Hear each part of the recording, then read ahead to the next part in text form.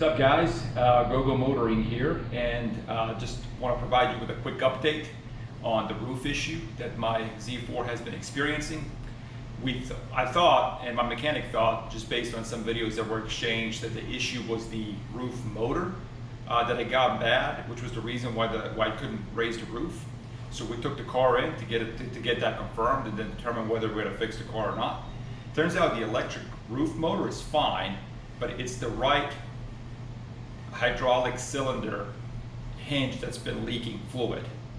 And because of that leak in the fluid, there hasn't been enough pressure to raise that roof.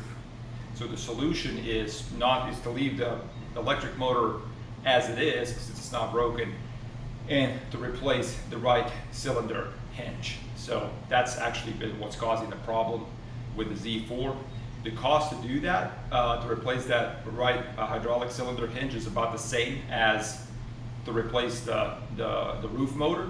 So it's going to cost, with taxes and everything, it's a little bit less than $1,600 to go ahead and get that replaced. So that's what's been wrong with the car. I'm going to show you some pictures here to kind of show you where what that leak looked like, and then I'm going to determine whether I want to make that investment or not, and we'll keep you posted. Thank you for watching.